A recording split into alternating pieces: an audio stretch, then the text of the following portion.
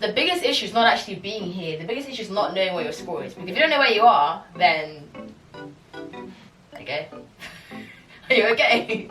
It's a different sort of walk when you got a good credit score. It's not the same. You move different. You got a good credit score. I'm telling you. What is even a credit score? It's basically like a number that you walk around on the top of your head, like these guys. That tell people like loans, credit cards, phone people, car financing, like mortgages, anything that's to do with money, how good you are paying it back. It's like the level of risk, how risky are you. And he says again, so good credit, much like trust, and it's something you've been working on for some time now, takes a while to develop, but very little time to destroy it. This is true. It's kind of like Kevin Hart writing a book about finance. It's funny, but it's like informational at the same time. Like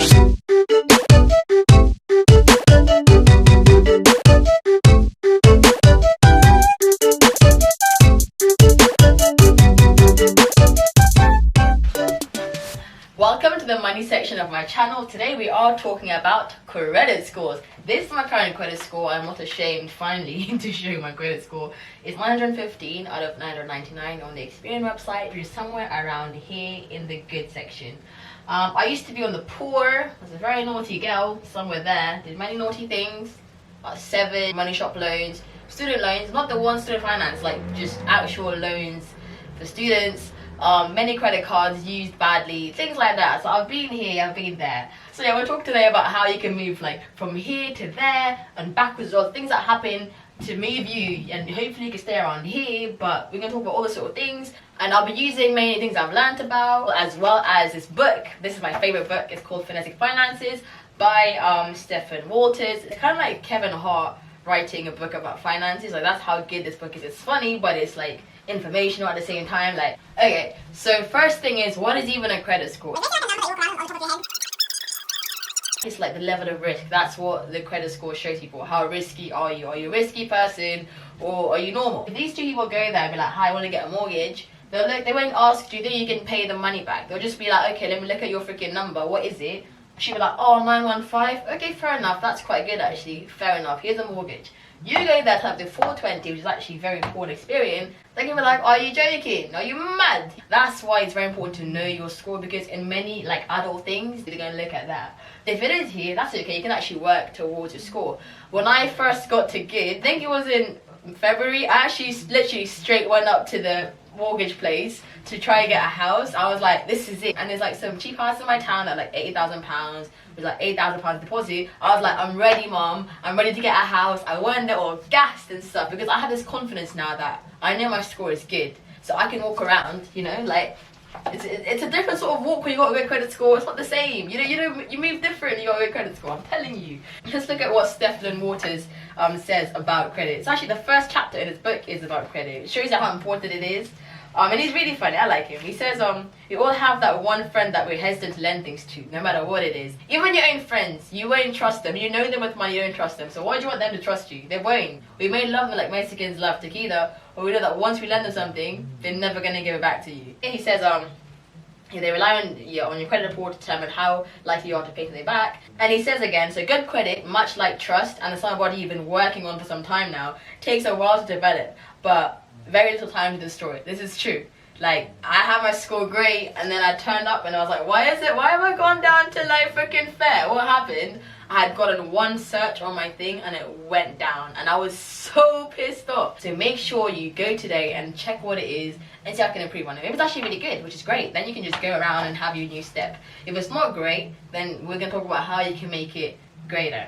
Right now it says to me, for me to get to excellence, it's gonna take me like 3 months or 4 months. So look, I can do it in like a month. I'm just too lazy to do it at the moment, so I'm actually going on a trip. So what it requires me to do, I don't want to do it because I want to go on the trip. We're going to talk about these things too in a second. So like, for example, when I first went to university, I wanted to get a laptop, and I got rejected. It was like £300. I wanted to pay £30 a month. So I've got student finance money, like I can pay £30 a month. You get me? Like it's obvious I can do that. But because my number was like quite low, they just said no, and I didn't get the laptop. And I was like, are you mad? But obviously they're like, they don't care about what you think. They just look at this. Okay, so another example is credit cards. So because my score is quite high, I'm likely to get like higher credit limits. So for example, my highest card, my Amex card, is £7,500. That's the limit. But somebody recently said to me, how come I only got £400? So because their score was actually low, they can only trust them with £400. Because then we started looking at their credit, at their report. It turns out they had things like defaults. Defaults is things that are bad. They last 6 years. They don't come off for like 6 years. That are things that, let's say they had like a loan and they didn't pay back. Because they didn't pay back, it shows like a really hard, like bad thing with thing. Things like money shop loans I've taken, it's bad, but it stays for like, if you pay it back, it's great. It will show up there, but it won't be like very negative. A default is like really bad. Avoid these at all costs. Okay, so let's talk about how you can improve your score and how you can actually check and where you can check to see how to improve your score. I recommend Experian. I have ClearScore, but ClearScore still says that my score is like something stupid. I'm like, really? We're gonna use my ClearScore account to show you how the things that you need to do to make sure, the things that you can do to improve your credit score. So on ClearScore, my current score is 278. They think that they've got nothing on me. They just don't seem to, I called them, they never fixed it. So on ClearScore, it says I'm not registered to vote. Voting is very important. That's how people can know who you are and identify you. So definitely make sure that you're registered to vote. No credit cards. They claim that I have no credit cards, and yeah, I've got like 3 credit cards and a lot of credit card debts. Okay, they're wrong. So if you think that you got no credit cards, it's great. It's debatable, but credit cards to me are the easiest way to get your credit score. We'll talk about how to manage them next time, because I'm not trying to tell you to get debt, but people are gonna not use their brain properly with credit cards, so we're gonna talk about that. But credit cards are great. I've got no loans. That's a lie. I've had many loans in my life. You can see that on my Experian. I've had many loans. So they've got all this wrong information about me, so always check as well things that could be wrong, that could be affecting your score. So if I'd call them up and they had actually fixed it, they'd be like, oh shit, okay, we just saw this out, they would have fixed it, but they didn't, because I don't know what's wrong with them. They say I've got no mortgage, which is true. I don't have a mortgage yet. No current accounts. Listen, I've got Halifax. I had Halifax. I closed. I had NatWest, Monzo, AWC. So like, what do you mean? You see what I mean? So make sure your information is correct. This will affect your score, which will affect how other people see you. So make sure this stuff is good, and it's all up to you. It's your responsibility. I've got no phone bills. I've had 2 phone bills from 3G that got cancelled. I'm now on EE, so they can see also that I'm paying back my monthly phone bill on time. This is very important. If you're paying your bills on time, it shows that you're a great person, and they will give you stuff. So make sure you're doing that. So this person is like, who is it? They don't vote. They got no credit card, no loans, no mortgages, no bank cards at all, and no phone bills. If you're gonna be like gonna give me some money, they don't know who you are. They're not gonna give you anything, and that's why my score here is so low. But I don't care about ClearScore. I only use Experian because ClearScore is just moving mad at the moment. Yeah, he says a credit report is basically, it comes from either Experian, Equifax. It says you should know that your credit report and your credit score are not the same. A credit score is based on your credit report. So all this report stuff then generates the number, which is your credit score, the one that they have. So yeah, that's nice. On your credit report, you find things like your identification, so your name, your address. That's why they don't like me, because I'm not registered to vote. They don't know who I am. Your credit accounts, so your credit cards, your loans, your mortgages, everything is here. He's saying this right stuff. Your inquiries. So hard check and soft check is very important. A hard check is something that when you actually do it, it can negatively impact your score, even though there's something that you may have to do. So let's say you need to get a new phone bill, a new phone contract. They're going to search it up. It's going to be a hard check, which is annoying, but it will go back up at some point. So for me, there was a mistake that happened is when I was at university, I wanted to get a new internet bill for my new house, and I went to, this Virgin Media dude was outside trying to sell us like internet, and I was like, this is great.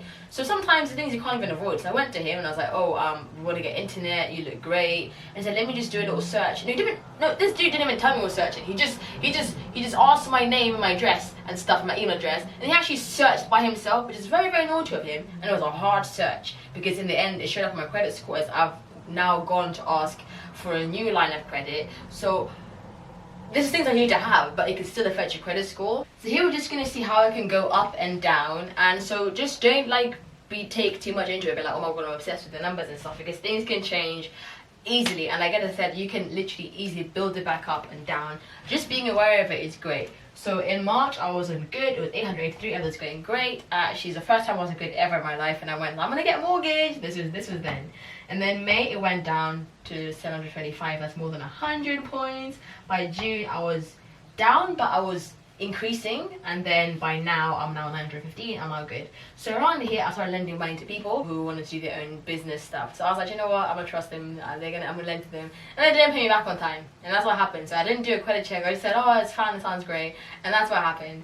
So that's how this went down. But by June I started paying back my money, and I was now paying like £1,000 per month. Like, so June, July, August, September, I'm paying £1,000 to all these accounts every single month. And so that's how they can see that I'm good at paying back, and so my score went back up. So even though now I owe like £3,000, I paid 1.5 like a few days ago, so it hasn't shown up yet. So they can see that I'm great, they can trust me. So it's not always, don't be like, oh, I don't have any credit cards, my amount's on zero, so that means that I've got a great score. No, because I have £3,000 in debt at the moment, and I'm still on good. So it's not about not having credit, it's about showing them how you use your credit. They can see how I paid it back, and I'm on the way to pay it back. So that's how they like, yeah, they can trust me with money and stuff like that. The last thing we're going to talk about is just quickly is how you can use credit cards to really manipulate your credit score. So I don't know how to use credit cards. I've got a friend called Anasu, and she has got good credit score, and she said that she has other ways that don't use credit cards.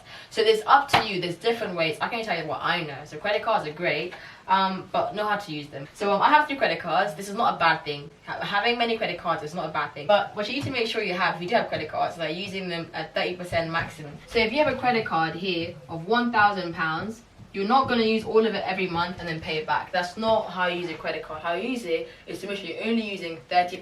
It's called 30% utilization rate. 30% is around here.